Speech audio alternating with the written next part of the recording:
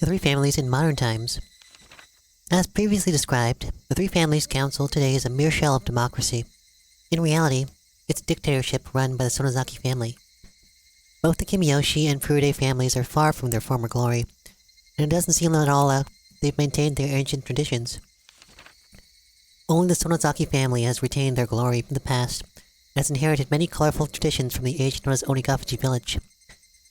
Even the most recent verifiable example of Watanagashi that occurred in the end of the Meiji era seems to have been done under the orders of the Sonozaki family. After the start of the Meiji era, the Sonozaki family wanted to push the development of Hinaizawa village, so they took a strong role in leadership. During the Dam Wars a few years ago, Kimiyoshi family served as the chair of the opposition alliance, but this was in name only. In actuality, the Sonozaki family reigned as leader behind the scenes. People whisper that perhaps the Kimiyoshi family dictated acts of opposition that could be publicized, and the Sonozaki family enacted those which could not.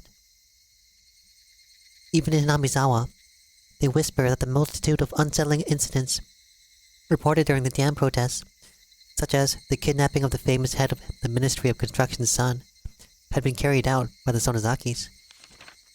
Additionally, they say that perhaps the Sonozaki family's secret maneuvering was responsible for the serial freak death incidents that have continuously occurred in the recent years as well. The serial freak deaths incidents are without a doubt the second coming of the traditional Watanagashi.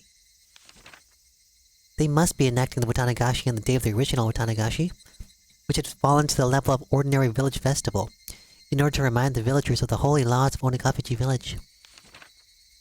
It's safe to assert that exploring the Sonozaki family is the fastest route for researching it today.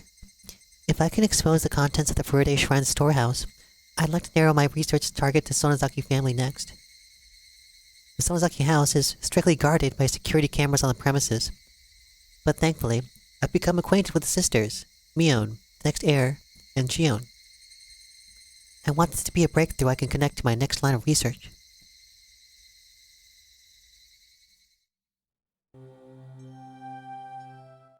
Their punishment isn't over?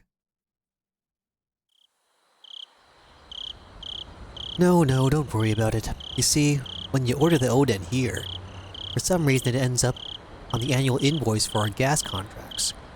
So don't be shy and have another drink. The man, red-faced, waved his hand to say that he'd had enough, and disappeared into the brilliant neon lights in front of the station. Kuma-chan, you should be taking notes. The most modern people are the ones who live the longest. Was all that true? Well, I don't know about that. Whether or not it's true, I think there's meaning in hearing something that sounds so plausible. Would something like that be a motive to go for the mayor? Kuma-chan, that's what I always say. The motive only has to be enough for the person in question. You need to think about how different people value different things. Hey, bartender, give me another mug. Though we have been suppressing information, Tomotaki and Takano's deaths are already known throughout Namizawa. All the rumors pointed to them having incurred the wrath of Oyashiro-sama for setting foot in the Forbidden Temple, the storehouse for ritual implements. According to the rumors, there were two other people who went in there with them, Shion Sonozaki and Keiichi Maibara. People were whispering in the shadows that those two were cursed by Oyashiro-sama as well. Apparently, however, responsibility didn't fall solely on the four trespassers' shoulders. Until last year, it was locked up tight, but this year, it had been changed to a simple lock. Hadn't that been what allowed thieves to enter so easily? Those were the rumors going around.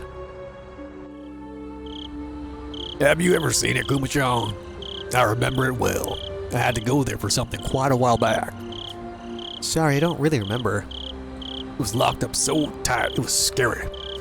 There were these real heavy bars holding it shut. It was sealed up as good as a bank vault. This year, it was a very simple and cheap padlock. The lone girl protecting the shrine, Rika Furude, disliked the heavy locks and consulted with the mayor, who had replaced it with a simpler padlock. So then the mayor and Rika Furude share the crime? So then, after the mayor, wouldn't Rika Furude be in danger next? There's a decent possibility. Kuma-chan, I want you to contact all the cars what happened in Namazawa. Tell them to stick near the Furude Shrine. Got it. It was a conspiracy.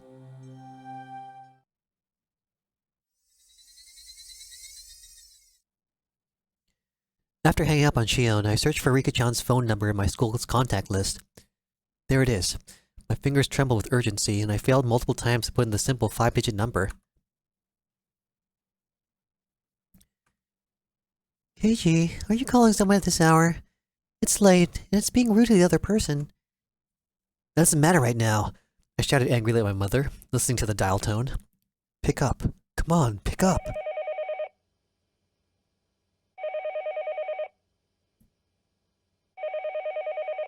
The time was 11 p.m. It certainly wasn't early. It was essentially the middle of the night. Had Rika-chan already gone to bed? Her phone would be ringing constantly though, so would she get back up for me? Rika-chan didn't pick up. She didn't pick up.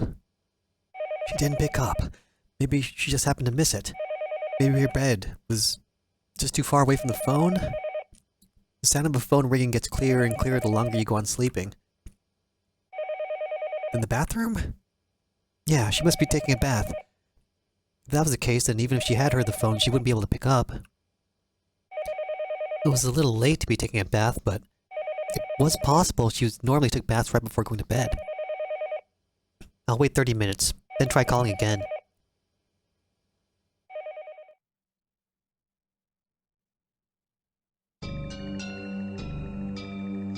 Even as I was thinking that, I called her house over and over again. I kept calling.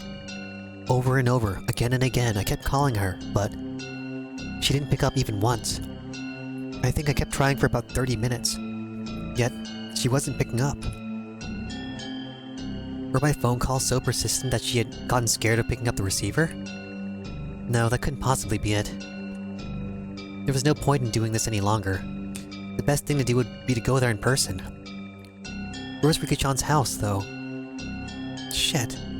I've never even asked her where she lived. Her residence was written there in the contract does, but it was an address with mostly numbers, so I couldn't tell where it was just by reading it. Isn't there a map or something in here? Rika Furude. Her last name was Furude. It was a bit of an odd last name, so it might be easy to find. Thinking that, I rummaged around the drawer with the phone book, but could only find things like takeout menus and phone numbers for public establishments. Shit. I tore one thing after another out the drawer, but I didn't come up with any clues as to where Rika-chan's house was. Calm down, Keiichi, my bruh. If you don't know, just ask. Ask someone who does know. Ah, that's it. Rena's gotta know. I looked at Rena's phone number on the contact list. Rena Ryugu. There she was.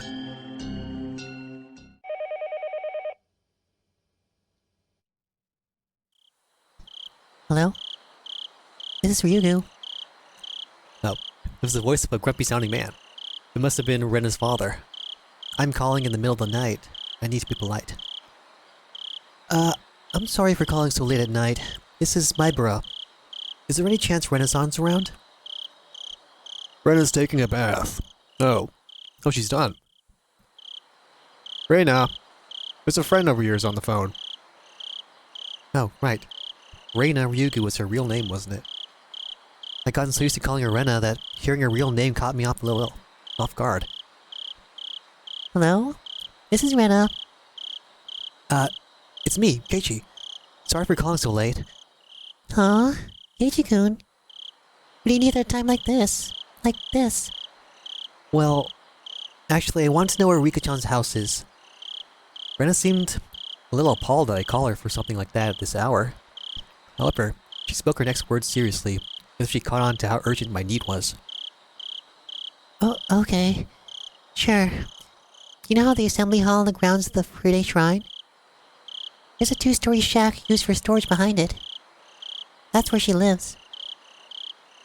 I couldn't immediately visualize the place, but as long as I knew she lived on the shrine grounds, I'd just have to take a look around. Got it. Thanks. Sorry again for calling so late. Apologize to your dad for me, would you? Okay, but Keiichi-kun, Why do you want to know where Rika-chan lives? Rena asked in an uneasily sharp way, halting me before I could hang up the phone. I hesitated for a moment about whether to tell her the truth. He was killed because I told him. Keiichi-kun? If you're still listening, could you answer me? Why are you asking where Rika-chan lives at a time like this? Rena affected her usual tone, but beneath her words lay a certain tension, like she intuitively sensed something was going on. What will you do, Keiichi? If it's Rena, can't I tell her? He was killed because he found out. I revealed everything, so he was killed. Keiichi-kun, Rena's being serious. Please answer me. Rena asked me once again in a tone so forceful I couldn't imagine her using it ever normally. I was taken aback by her vigor. Rena was Rika-chan's friend too. She had the right to be concerned about Rika-chan disappearing. If I told Rena, then, even if only for a moment, I could drive away my horrifying fears. Rena? Well, I can't tell you exactly why, but... Yes? Rena's tone was seriousness itself. Just from that tone, I could feel her saying, "No matter what you say, Keiichi-kun, I'll believe you." That subtle sense of security gave me the courage to reveal the truth. I have a feeling that Rika-chan's in danger. You mean like a premonition? Or do you have some reason to believe she's in danger? I really didn't have time to go back and forth with Rena about this. Still, I think listening to her calm voice soothed my pointless impatience. I don't have much reason, but yet I still hesitated. I had told Rika-chan that we had snuck into this ritual storehouse. The mayor, to whom Shion had confessed before that, had already disappeared. So, it was possible that Rika-chan also. I didn't know how to explain to Rena. While I was tongue-tied, Rena spoke up. Sorry for asking something so weird. I thought about it, and it isn't like you to need to be sure. Rena laughed a little, seeming a bit absent-minded. I wasn't exactly in the mood to laugh, so this time I was dumbfounded. Rena continued in a cheerful yet still purposeful voice. You're worried about a friend. I don't think you need a reason to go and check on them.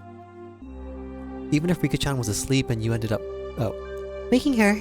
If that was why you did it, then none of us would get mad. Rena. Thank you. Okay then, Keiichi-kun. Just one thing. You called Rika-chan's house, right? Then you just couldn't get through, so that's why you asked her where her house was? Yeah, that's right. I must have called her for over 10 minutes. She could just be sleeping and not have noticed. Rika-chan's house is really small. She would definitely hear the phone ringing even if she was asleep. Totoko-chan's there too, so there's no way neither would notice. What? Huh? Totoko? You mean she's living with Rika-chan? Yeah. You didn't know? Well, we can talk about that later. Anyway, if you called that much and no one answered, then something's definitely wrong. Rena understood that the situation wasn't normal far faster than I could have ever imagined her to. It made her seem dependable. However, the fact that Rena had acknowledged this also meant that the best case possibility of it all was just being the result of my own needless fears went out the window. I'll go to Rika-chan's house right now. Will you come with me? I can show you the way.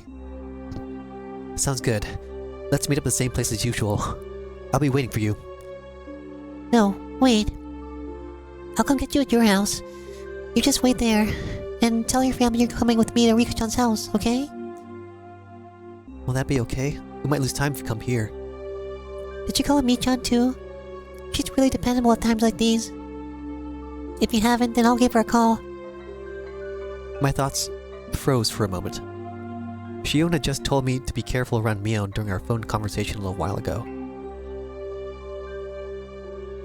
But the Sonozaki main house was somehow lurking behind the surface of the annual freak deaths. And the current heir to the family, Mion, wouldn't be uninvolved. So wouldn't that mean she wasn't uninvolved in what happened this year to Takano-san and Tomotage-san, and also the mayor's disappearance? Okay, bye. I'll be right over. Wait for me. That's all Rena said before hurriedly hanging up. Well, now wasn't the time to be doubting Mion. I needed to make sure Rika-chan was safe. I got changed and grabbed the key to my bike. I figured things would go more smoothly if we met up at the place we usually do before school. Rena wouldn't need to come all the way to my house. My parents would probably have objected if I told them I was leaving, so I creeped out without a word. The night was unusually warm, and disagreeably humid. She said that Rika-chan and Satoko lived together, right? What? Then it wasn't only Rika-chan? Satoko wasn't there either? Realizing what them living together really meant caused my thoughts to immediately take a turn for the worse. That can't be. Satoko is... She's got nothing to do with any of this. Even if there were a reason for Rika-chan to disappear, there shouldn't be one for Satoko. Keiichi-kun.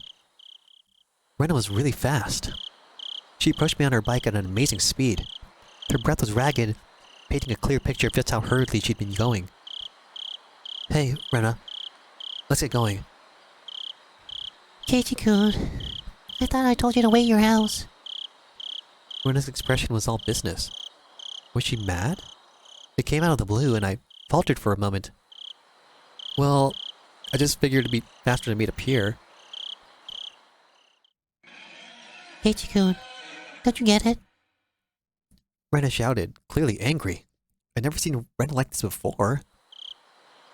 Do I get it? What's the problem?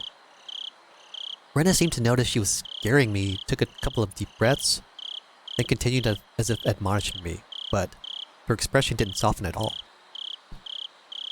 Keiichi-kun. The whole village is in an uproar right now. But the elder disappeared, right? Yeah?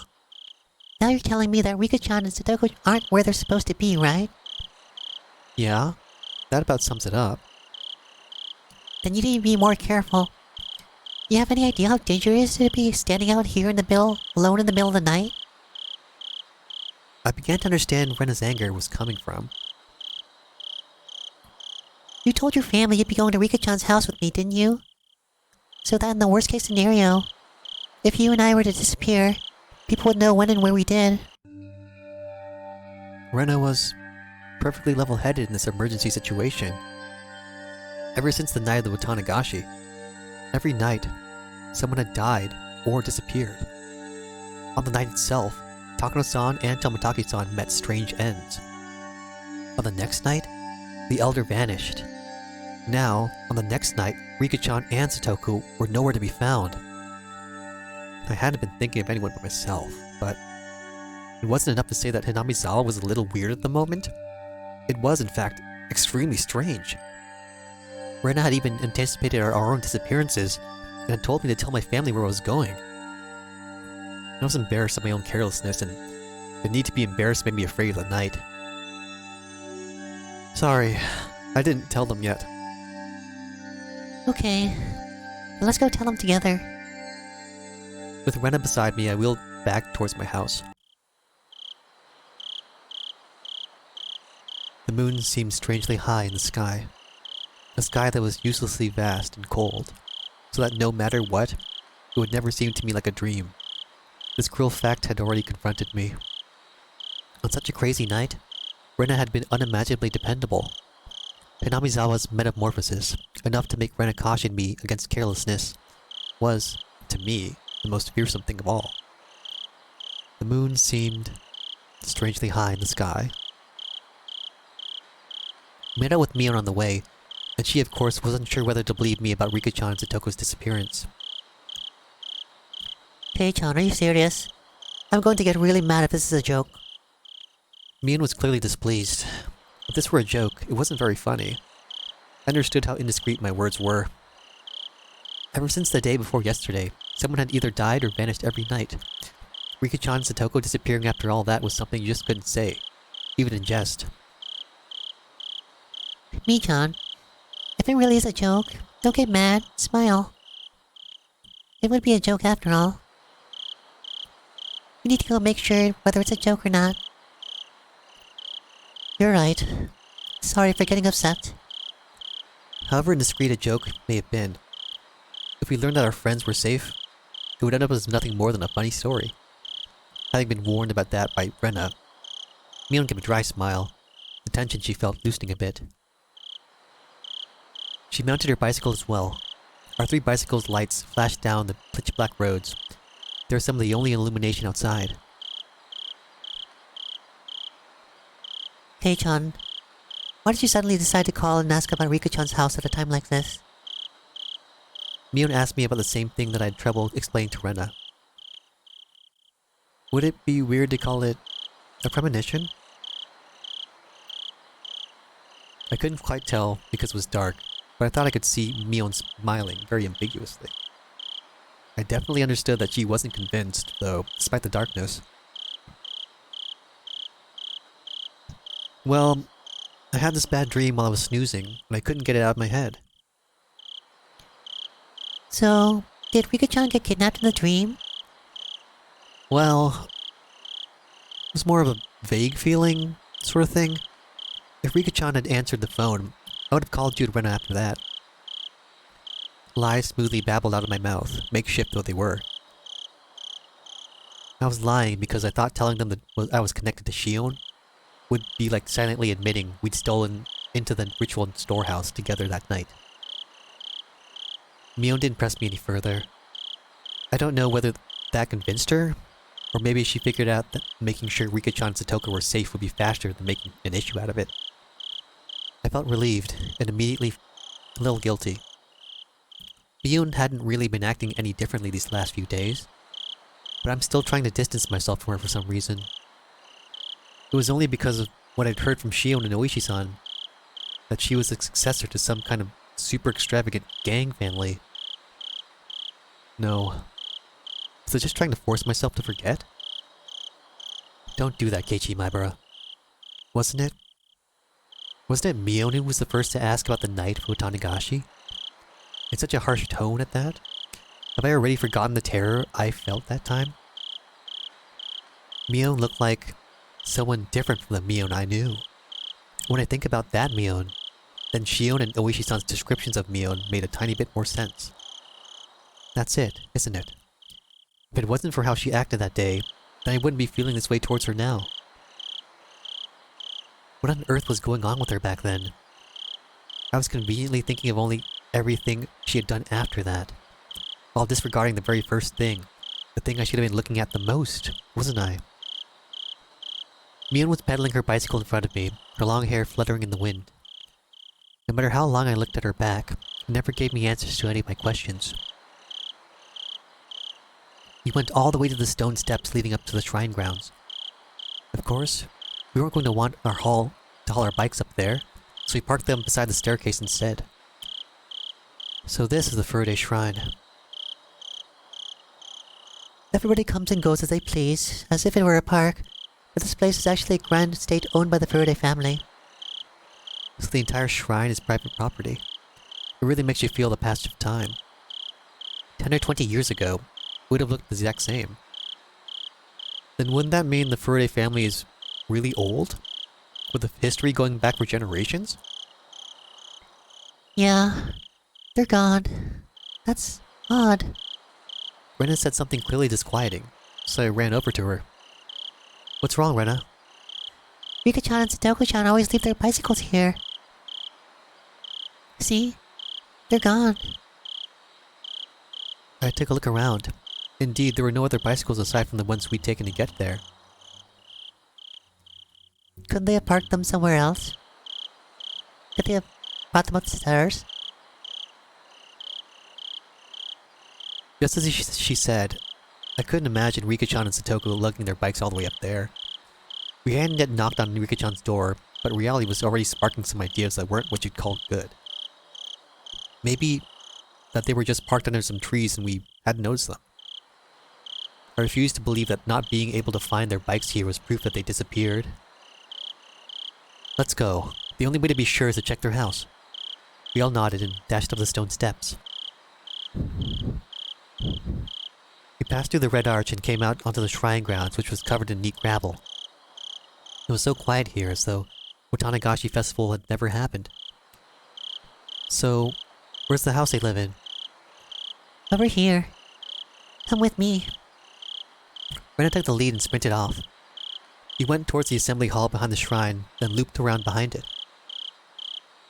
In the darkness of the night, we found a small prefab two-story shack that looked like a warehouse. The lights are off. Are they sleeping? Let's knock. Rena and Mio neared the shack, which didn't really look like a place people would live. They had such a beautiful shrine, so I figured they'd live in an equally beautiful house. It was far from what I expected. Rika-chan! Sudoku-chan! Are you there? Rena shouted up towards the second floor. Her voice was restrained at first, but it steadily grew louder. No answer. In fact, there wasn't any sort of activity in the house at all. They might be sleeping. Let's wake them up. Mion banged on the shutter with both hands, the loud sounds echoing into our surroundings. They would have to notice this much noise. They would turn on the light in their room, fling open the windows, and yell, "What time do you think this is?" That, however, wasn't happening. There was absolutely no response. Mion stopped slamming her fists on the shutter. A sudden silence fell over us. The silence aroused terrible thoughts in us. I could feel the blood draining from my face. It's locked. I wonder if we can get into it somehow. Rena showed no signs of stopping. It didn't look like she would admit they weren't there until we went inside and saw for ourselves. That refusal to give in gave me strength. The second story windows wouldn't be locked. I'll give them a try. Kei-chan, a ladder? Mion brought over a ladder that was standing against this house. The footing was a little unstable for me to be climbing it, but Mion held the ladder firmly in place. I hadn't climbed too many ladders. My inexperience with them exposed, I climbed up one step at a time, and tried to open each window on the second floor. Mi-chan, I'm gonna go check the main house just to be sure, okay? I'll be right back. Rena darted away. What? A main house? It's the Faraday family's actual house. After her parents passed away, I think it's been left like that. Ah. Rika-chan's parents. They passed away, right? At that point I recalled something else. Wasn't Satoko living here too? Sadoko's also an orphan. Her parents fell from a cliff because of Orishiro-sama's curse. Then her older brother, Satoshi-kun, disappeared. Satoshi. I've heard that name before. I remembered. He was the one who disappeared the last year because of the curse. Ever since then, Sadoko and Rika-chan have been living in the shack. Neither of them has any family, but at least they're together. They help each other out. Rena said main house, didn't she? Wouldn't it be easier to live there?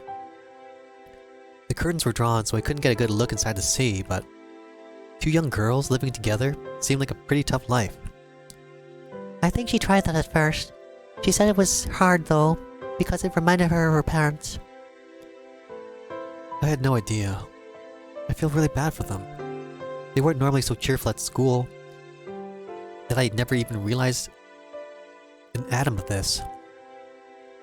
Rika-chan and Satoko-chan, they have it hard, huh? She's cursed. Huh? Suddenly, Mion said something in such a low voice and it sounded like she was really cursing someone. And I didn't let it slide. I turned around on the ladder to face her and asked her again. Mion, what did you just say? I said she's cursed. Mion, still holding onto the ladder, brought her head up to look at me in the eyes. As soon as her eyes met, an absolute zero jolt of electricity surged through my body. Mion's eyes clouded over, and within them boiled and bubbled. A stew of chaos. They rolled around and looked like a raging sea, bubbles floated to the surface. I had at some point been trapped on this ladder, like being cornered on a dead-end street. Mion, why are you making that face? I intended to follow that up with, "You're going too far with this joke," and give her a forced smile. However, on such an uneven footing as I was, the only thing that came out of my mouth was a hoarse groan as I desperately struggled not to let nausea overwhelm me. Totoko Hojo. She's been cursed by Oshiro-sama. Mion answers with a response to something I'd never asked, as if replying to somebody else's question. The only people who fell from the park observation platform were her parents. Only her parents, who treated her like dirt, died that day. She was the only one to survive. Then she was sent to live with her aunt, who treated her cruelly, and the aunt was killed on the night of the Tanagashi by some deviant, who beat her to death so violently her brains were everywhere, and her head an entirely different shape by the end of it. Then, Satoshi-kun, who always protected her, he suddenly disappeared on her birthday. Someone had made him disappear, even though he wasn't abusing her. The police judged him to have run away from home, but Satoshi-kun wasn't the kind of person who would do that. He was always earnest. He would never ask for someone else's help. He would always drag himself through everything with hard work alone. He worked so hard, he nearly ground his bones to dust, all for his one and only little sister. And yet, someone made him disappear. She was the only living thing he lived for, and yet, someone made him disappear. Poor Satoshi-kun. He was never rewarded, that Satoshi-kun. How ungrateful that child is. She's cursed. All who get near her suffer the same fate. The curse kills them. The curse makes them disappear. She cannot have any relief. She cannot have any relief. It's probably Totoko's fault that Rika-chan disappeared, too. It has to be. It has to be. It has to be. It has to be. It has to. It has to. It has to. It has to. Mion was mumbling words over and over that were no longer coherent. Her shoulders were trembling so hard that I could feel it through the ladder. I almost lost my footing, which made me realize just how far away the ground really was. Calm down, Mion. I don't know what you're talking about. I wasn't sure if she even heard me. Mion rocked back and forth, that rocking and trembling was becoming even more violent. Help me. The ladder. It's falling. Help me. Help. Just then, I heard the sound of many people running towards us. Oh, hey, over here! I very nearly said help me outright. 4 and 5 adults, led by Rena, ran over here with flashlights. Keiichi-kun, Mii-chan, I'm sorry it took so long. I borrowed the key. Oh, nice one. Seems all the windows and doors are perfectly sealed. I was getting worried. When I heard Mion talking like nothing had just happened, I again felt a chill run through me. The person currently holding the ladder in place, it was definitely Mion. It was the real Mion Shinozaki. Then, the person muttering to themselves, just a few seconds ago. Who was that? The person who was mumbling about terrible things like curses. Who was that? I jumped down from the ladder as if running away, before Mion turned to that person who wasn't Mion a second time. The adults tried a few different keys on a key ring as they tried to open the big shutter on the first floor. Rika-chan's house used to be a disaster shelter for the town council, so the key to the shutter is still kept away in the mayor's house. It's Rika-chan and Satoko's private residence now, though. Well, this is on Rika-chan's property anyway. Nobody complains about it. Mion gave me a smile as she said that. I, however, could only return her gaze with an aghast expression.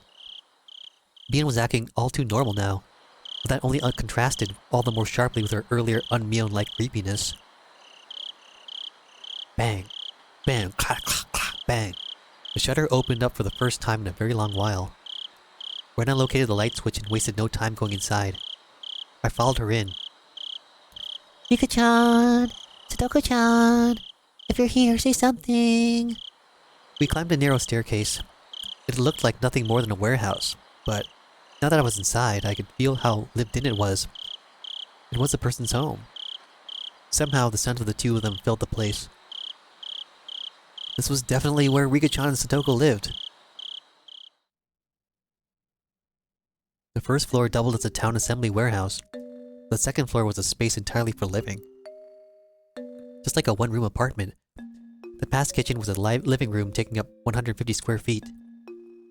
Dressers, cupboards, and the like were packed into the space. In the corner there was a huge pile of clothes that appeared to have just been taken in from drying outside. In the center of the living room was a fold-up table, and on it were small containers for things like soy sauce and salad dressing. A sense of a frugal lifestyle drifted from all of it. It was strange that they weren't here in the middle of a night like this. The adults, climbing the stairs one at a time, began to make a fuss and talk amongst themselves. So? Not here? Yeah, they're not here. This is definitely weird. The village had been thrown into chaos yesterday because of the mayor's disappearance. Then today, even Rika-chan and Satoko had. Were they out playing somewhere together? That can't be. Their bicycles aren't here, though. Where would they have gone so late at night? Have they just not come back yet? Where'd they go? The adults put forth various possibilities, and the house immediately devolved into a state of confusion. Eventually, Mion settled them down. I don't want to believe it, but the mayor and Kimiyoshi disappeared yesterday. We can't say that this is unrelated. The adults' faces paled at Mion's declaration. Mine and Rena's did as well. Let's see, they could have gone nearby for some tea or something, and accidentally fallen asleep. Whoever invited them might just not be able to wake them up after all. Let's eliminate that possibility first. Makino-san, please go around the house near the stream. Keitaro-san, go look near Okaja Lake. Okamura-san, you. Mion promptly gave directions to the villagers. The adults followed them without hesitation, despite her age. We'll remain here and call up anyone who can think of on the phone. Everyone, okay? You have your orders. Got it. The adults all roared in reply and pounded back down the stairs below. Well, Mi-chan, you're not only the chairperson of the school, but Hinamizawa too. No time for jokes. Hey, step aside. This old man is using the phone. Mion grinned proudly, took the receiver and got started. Rena gave Mion a trusting look, considering her dependable for doing all this. My feelings, though, were a little more complicated, seeing her leadership. Since her leadership seemed to be affirming that Sonozaki family successor impression that Shion and Oishi-san had given me. Stop right there, Keiichi Maibara. None of that matters right now. The most important thing is to make sure Rika-chan and Satoko are safe. Let's see. Couldn't there be a clue hinting at where they might be? Somewhere in this room? Still though, I wouldn't know what to look for anyway. If we tore through the whole place apart and figured out what was different from before, we might be able to speculate, but there was nothing strange about this room, and there were no clues in sight. In the first place, I'd never been here before. There was no way for me to know what was different if I didn't know how the room usually looked. Hey, don't give up, Keiichi Maibara. Stop thinking and start looking. Something. Look for something. In search of something, I tried pulling open the dresser drawers and open the windows. I didn't uncover anything meaningful, though. Rena, also unable to stand around doing nothing, was looking around the room like I was. Rena, I don't think you'll find Rika-chan by opening the refrigerator and the cabinet underneath the sink. I just thought they might be hiding. How? As we were searching, it got noisy outside. Villagers were quickly assembling here, having heard the commotion. Of course, a lot of them were probably people Mion had called. I'll go tell everyone what's going on. The police will be here sooner or later too. We'll need to explain the situation to Oishi. Mion began descending the stairs, and we followed her out to the front of the house. There were already around 10 adults there, and all of them looked uneasy. I suddenly noticed that the old people from the shrine were here as well. They were praying for Rika-chan's safety, rubbing their prayer beads. This had gotten bad. This wasn't just a problem between friends anymore. Mion-chan, is that really? Rika-chan and Satoko-chan aren't anywhere to be found? The villagers all formed a ring around Mion, swarming her. Mion raised her right hand as if silently telling them to calm down. First, let's check every house according to the town council's notification division and see if they're visiting anyone. After all, they could be fast asleep at someone's house and totally unaware that we're looking for them. It would definitely be hard for someone to wake up Rika-chan if she'd eaten a good full meal and fallen asleep like a kitten afterwards. Oh, how nice it would be if that were the case. I don't want to think about this, but it's also possible that something bad has happened. Mion's face grew markedly more grim, and a wave of silence washed over the adults. We should divide up the work too. We'll go around to all the places we went last night looking for the mayor. We'll go look around the damn construction site as best as we can. You guys go search around the school. Right. Let's get a move on. Come on, let's go. All of you roll up last night looking for the mayor. I know you're low on sleep, but please, do your best. Got it. With that as their signal, the adults scattered in every direction. I figured I could scatter somewhere as well, so I started walking unsteadily in a direction no one else had gone in. I was getting farther and farther away from people. I didn't feel scared or anything though.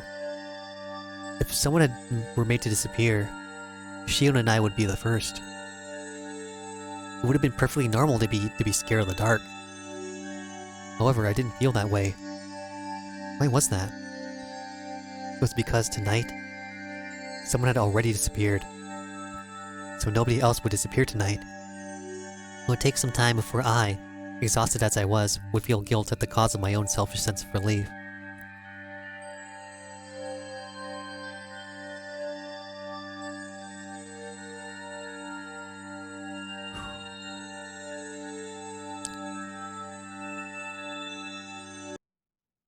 Suddenly, my vision cleared, and a cold wind caressed my body. This was the hill from which you could see the whole village. Looking down from this hill, I could see lights on here and there, and knew that the entire village had awoken from its slumber. First Takano-san and Tomotage-san, then the mayor, now even Rika-chan and Satoko had been sacrificed, and word of it was spreading everywhere. The strength in my knees had left me. This could no longer be a joke. We could have found them. Mion would have told me I was a worrywart. Ren would be just as glad we did, and they would have smiled at me. My hopes disappeared as if I were awakening from a dream. That was what the view I could see was telling me. Following my knees, my arms both bent forward onto the ground, and I clawed at it with my nails. Couldn't figure out if I was feeling sorrow or frustration. Ugh. Is this my fault? I couldn't endure the burden of my own sin, and I had just told Rika-chan about it. They had nothing to do with it, but Rika-chan and even Satoko had been sacrificed. It was like a cross that Shion and I would each have to bear the weight of until we ourselves were erased.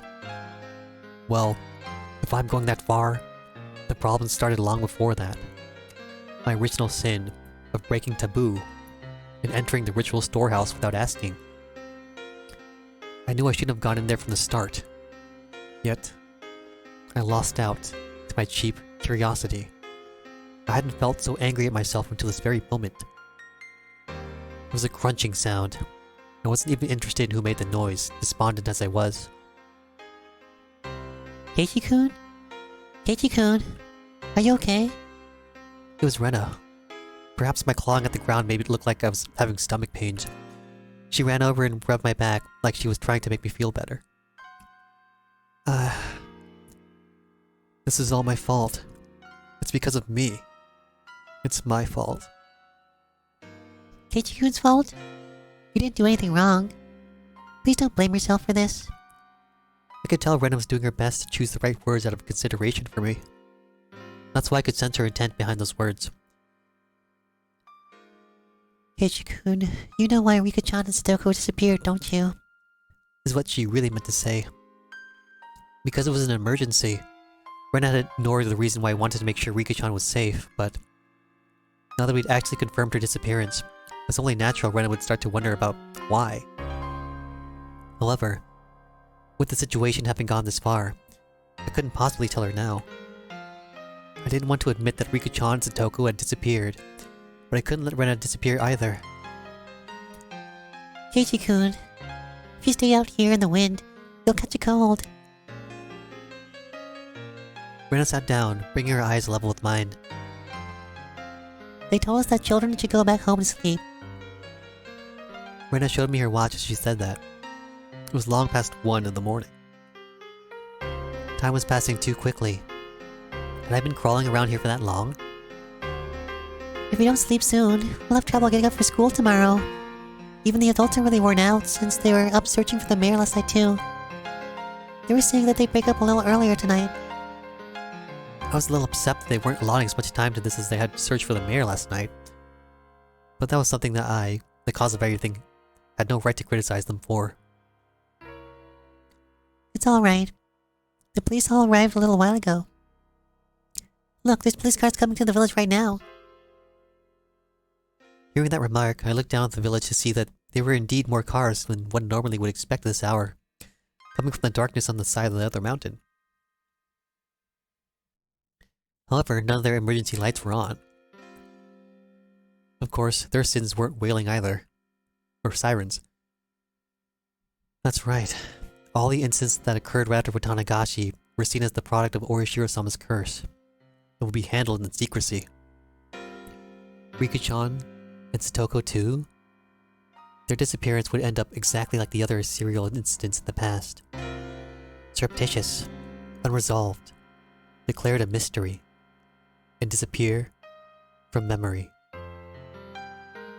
Rika-chan's face, her sweet face like a western doll's, would fade away. Satoko's smile, her energetic fanged smile, would fade away. The more I tried to remember them, the less I'd be able to.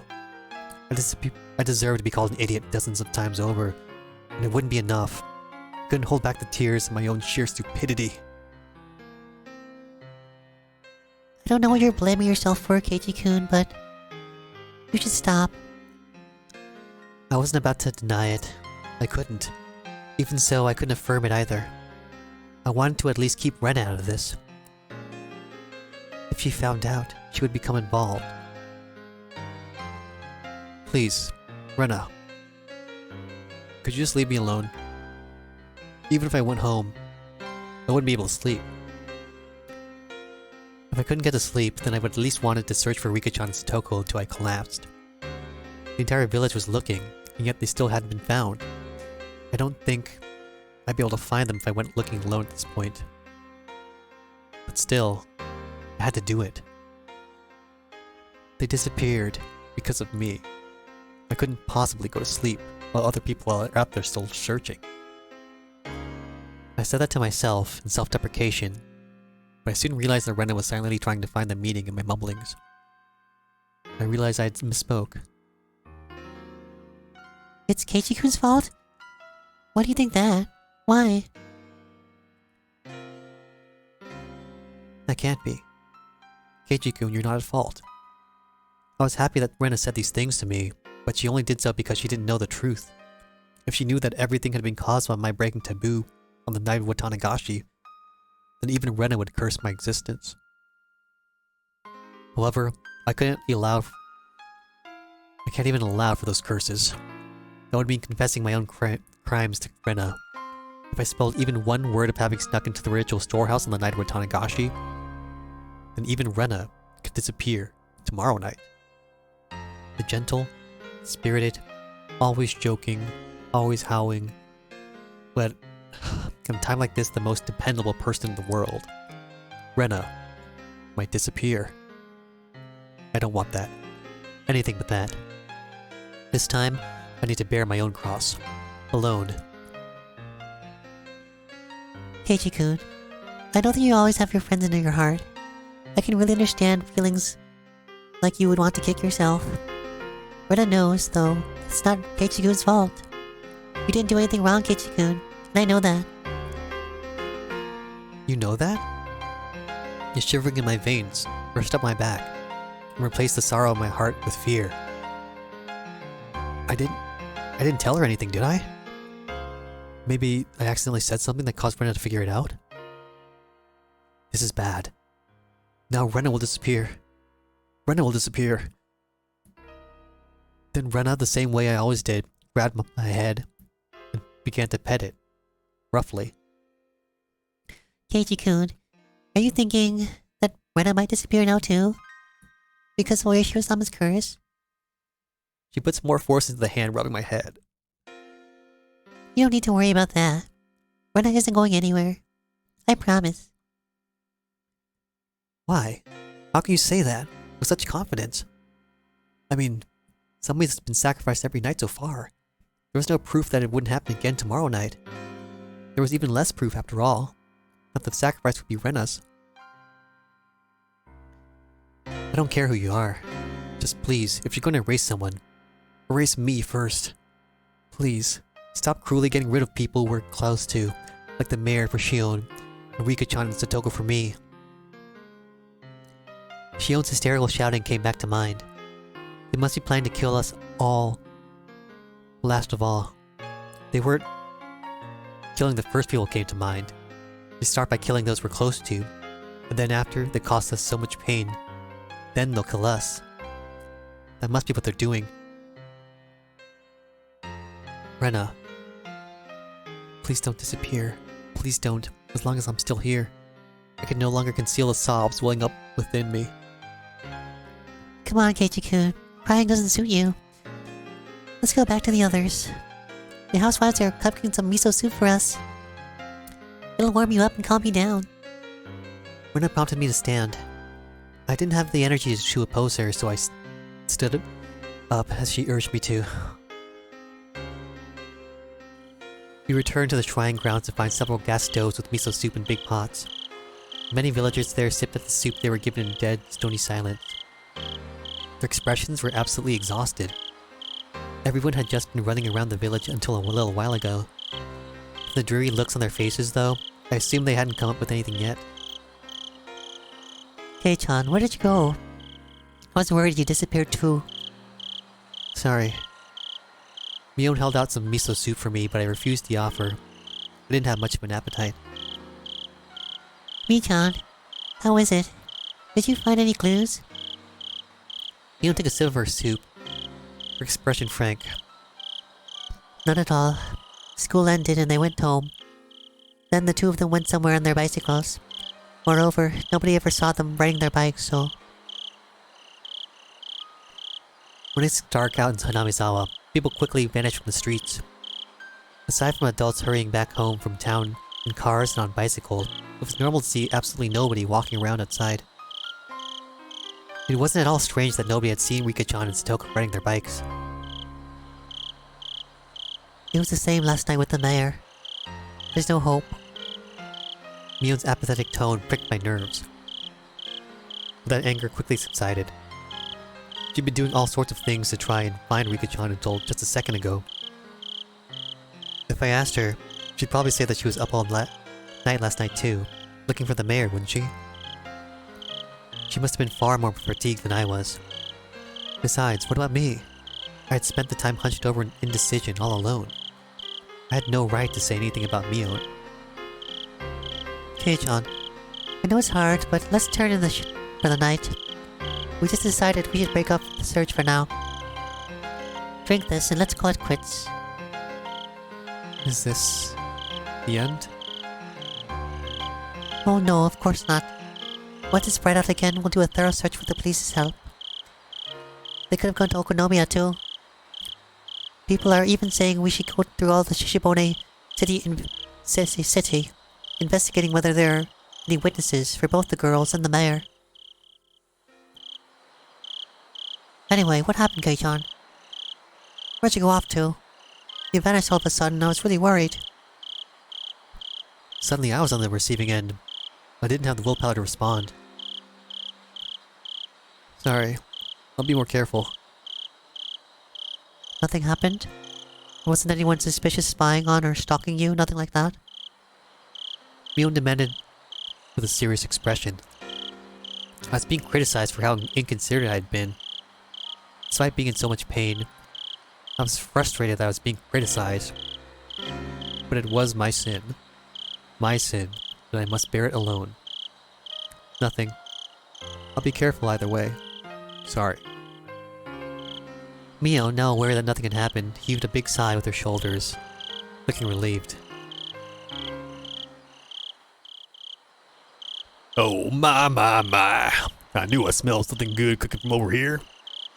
I'd be much obliged if you'd allow me to have some.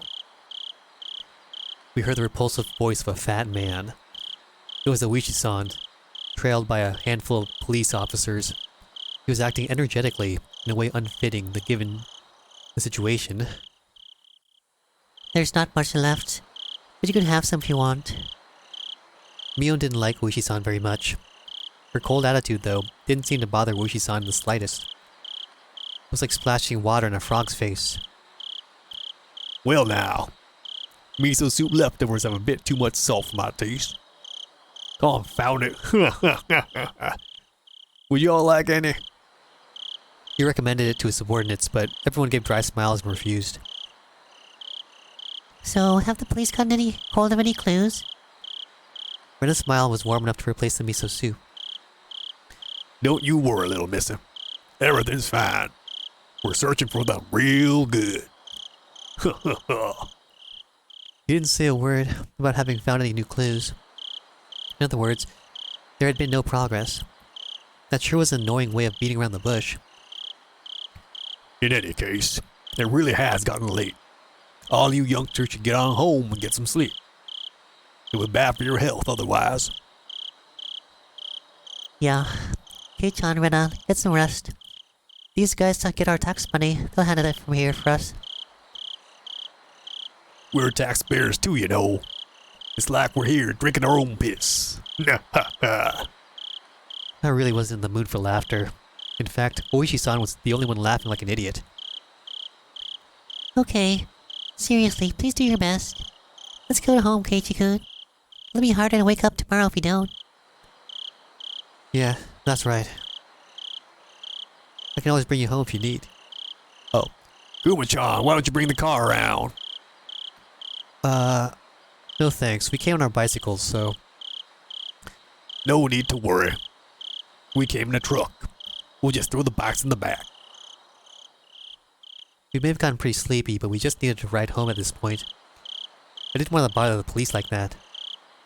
Rena, however, nodded. Okay. If you insist, we appreciate it. It's probably safer than we went back home, alone. When I thought about it carefully, I realized that Rena's idea was extremely rational. Now that it's decided... Oh. Now, it's decided. Let's get a move on, shall we? Okay, bye. Good night. Rena, Kei-chan. Yeah. Kei-chan, you go to bed soon too, okay? Good night. I waved my hand as well, saying goodbye. Rika-chan and Satoko still hadn't been found. My unease, however, was steadily being pushed away by my sleepiness.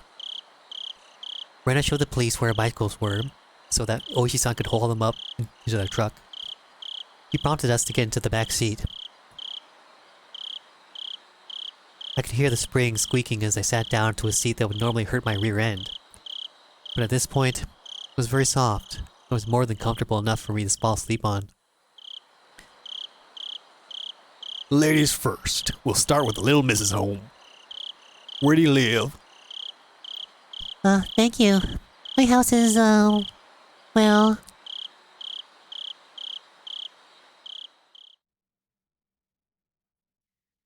Rena's voice slowly grew distant. I felt myself being sucked into the void of sleep.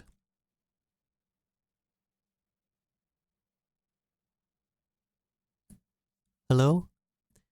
My Bersom, are you asleep back there? Huh? When I came to, it was quiet. The car was parked. Oishi-san was giving me light slaps to the cheek. It didn't feel good at all, so I woke up immediately. Sorry, I just fell asleep. Something was being held right under my nose. A clump of metal? It was a can of coffee. It's lukewarm by now, but coffee au lait is good even at room temperature. Oh, thanks. I mechanically took the can and opened the pull top. The feeling of the warm, sweet liquid going down my throat awakened my sleepy mind. When my drowsiness receded, I started wanting to know why the car was stopped and why I was ordered coffee. Oishi-san, who had been in the driver's seat, had at some point moved to the back. Suddenly, I had a very bad feeling about this. It reminded me of the questioning yesterday at the library. It was already too late by the time I realized I'd made a mistake. Today, of all days, it didn't look like I would be getting away. I had a feeling that until Oishi-san heard what he wanted to, he wouldn't be letting me go. Nah, ha, ha. Please don't get all formal on me. I'm not gonna eat you or anything. Maber-san. Oishi gulped down the last of his coffee, then stretched wide, showing me how relaxed he was. That, however, only served to heighten my nervousness. What do you need from me? Need? Oh, no, nothing really. You're gonna evade the question at this point? What a deeply unreadable man. Well, I don't need you for anything. I just thought you might need something for me, Maber-san. I don't need anything. Oh, I see. Really? Are you sure there's nothing? There's only one side door in the back of this truck. In other words, my only exit was blocked off by Oishi-san. Couldn't get away. I could only limply hang my head and maintain my silence. Oishi-san, despite my reticence, relaxed and began smoking a cigarette. The cries of the insects outside seemed to be growing louder and longer, to an amount of time that seemed almost infinite. Here I was sure that you had something you wanted to talk to me about. Oishi-san exhaled a puff of smoke. The windows were open, but the tobacco smoke still accumulated inside the vehicle. How much did Oishi-san know? What did he know, and what did he want to hear from me? If finding out the truth made you disappear, then if I told him, would Oishi-san disappear too? I had a feeling that I didn't need to worry about that in this case. I wonder how this all ended up happening. Oishi-san addressed me in a low tone as if he was talking to himself. How this all ended up happening? How the hell should I know? That was what I wanted to know. You know Jiro Tomataka-san and Mio Takato-san, right? I know you do because I personally witnessed you with them during the festival, along with Shio and Sonozaki-san. Do you know how Tomataka-san and Takano-san are doing right now? They've actually, well, passed away. They met their very untimely deaths. Oishi-san probably played that card in order to surprise me. However, I already knew, and didn't display the extreme reaction he expected. What's this? Did you already know? Unfortunately, for this question in particular, remaining silent was equivalent to saying yes. Oh, so then you did also know. The reason Tomataka-san and Takano-san were cursed like that? People are saying that apparently they went into some forbidden building. Storehouse for ritual implements. That forbidden shed sealing away Hanamizawa's blood-stained past. Where the mistakes that started it all happened. You know about the rumors that say the mayor and Rika Furude were cursed because of that too? That would mean it was mine and Shion's fault. He was right. As soon as we revealed what we did. What do they call it? A ritual storehouse? They're saying it was bad luck. The lock to it had been replaced by a simple one, which made it easier for thieves to get inside. What? This was news to me. Until last year, it apparently had these big bars and a huge padlock on it. I mean, you know, ever since the priest and his wife passed away, Rika Furuta-san has been managing the place, right? Apparently she talked to the mayor saying she wanted them replaced with a lighter, more simple padlock because the bar's too heavy for her. I didn't know anything about those big bars he was talking about, but the lock had certainly been a simple one. It was a pretty cheap one too, and it didn't really fit my impression of what a lock for a place you'd store something like as important as ritual implements looked like. Rika-san's a small girl after all. The bars were heavy with rust and they must have cost her a lot of trouble. So the mayor hired a craftsman and replaced the lock with a simple padlock so she could open it with a key. So, how does that mean it was bad luck? Here's what I'm saying. The thieves couldn't get in with the old tight lock. The mayor and Rika-san replaced it with a cheap lock and key of their own. So the thieves broke into it. Apparently that's how it's going down. That explanation's a bit... Letting that slide, certain members of the village delivered punishment about the thieves who stole into the ritual storehouse, as well as the mayor and Rika-san changed the lock. At least those are the whispers that seem to be going around. Maber-san, what do you think? What do I think? I don't really know what you mean by certain members of the village. Are you familiar with the three families? Representatives from each of them gave short addresses at the Watanagashi Festival's opening ceremony. You see them? I came partway through the festival, so I don't really... The three families are the three oldest families in Hinamizawa. They give actual names: Kimiyoshi, Sonozaki, and Furude. They each have quite the lineage, it seems. Long ago, it seemed said that everything in the village was decided by the council of three families. The Kimiyoshi family. Old man Kimiyoshi, meaning the mayor's family. Sonozaki family was Mion's, and the Furude family was Rika-chan's family then. After the war, Sonozaki family quickly expanded their influence. Practically speaking, after leading the fight against the construction during the dam conflict, they jumped to the top of the hierarchy in Hinamizawa. You see though, in accordance with the old ways, they still decided important village matters only after consulting with the three families. That's why the leaders of the three families each have their own address at the start of Watanagashi. In other words, the mayor, the old lady currently in charge of the Sonozaki family, and the last remaining family of the Furude, Rika-san. I heard that Sonozaki family is pretty high up there, so Rika-chan family is also just as old? Well, as you're aware, she has no relatives at all. In reality, the Furude family holds pretty much no influence. However, it seems that people gravitate towards Rika-san on a personal level, and I hear that many of the villagers' elderly have blind faith in her. It was certainly true that Rika-chan had an odd sort of charisma against the among us, the elderly. So, what are you telling me about all this three family stuff for? Oishi-san paused for emphasis, lighting another cigarette. I've explained a lot, but I suppose it's still not enough. I'm asking because I don't understand. Oishi gave me a dry, meaningful grin and blew out another big puff of smoke. Members of the three families are disappearing, one after the other. That's what I'm talking about. I've read that it's based on some kind of old traditions inherited in Hinamizawa, but I don't know much beyond that. I don't know anything about it either. That's why I'm asking. The leaders of the Kimiyoshi and Furude families have disappeared, so maybe the leader of the Sonozaki family will disappear next.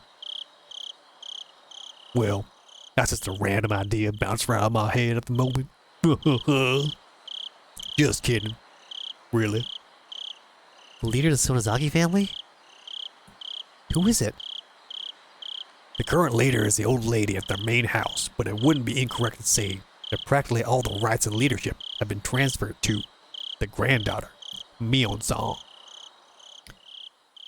The visage of Mion giving prompt directions to the adults while searching for Rika-chan sprang back to my mind.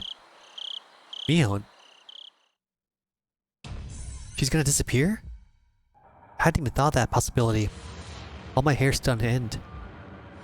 That's insane. Nobody wants that, right?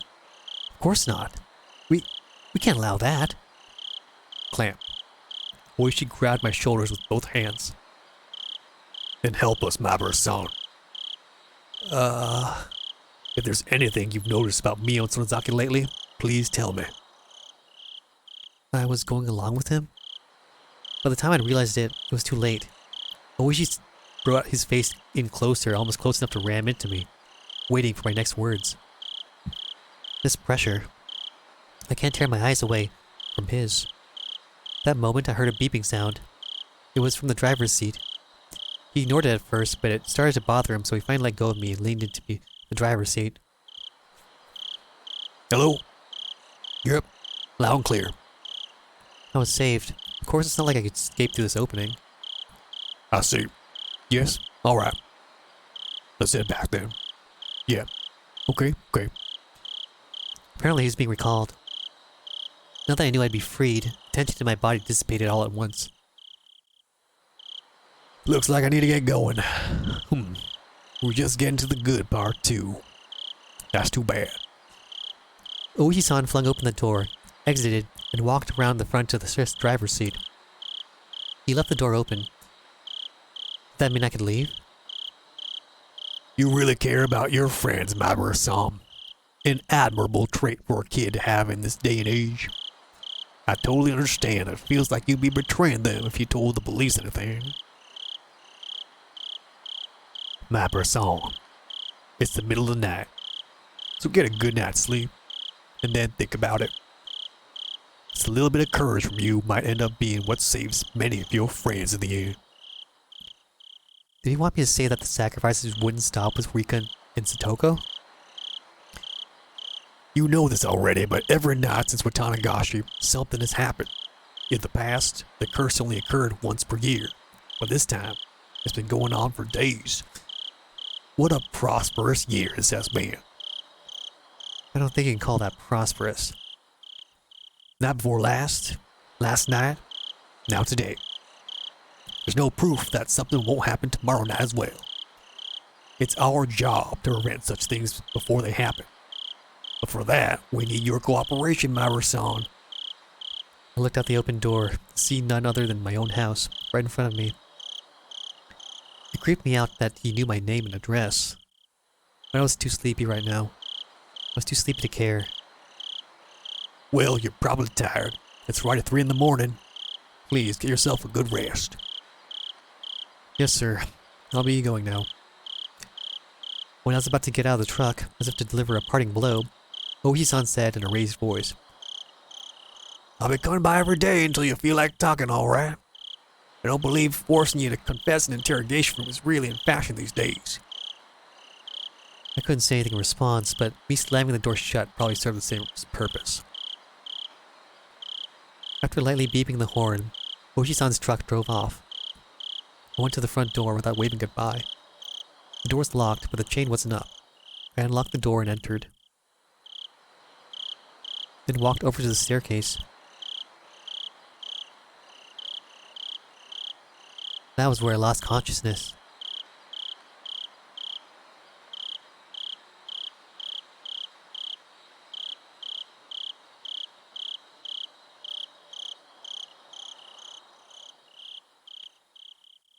That was a lot of moving parts.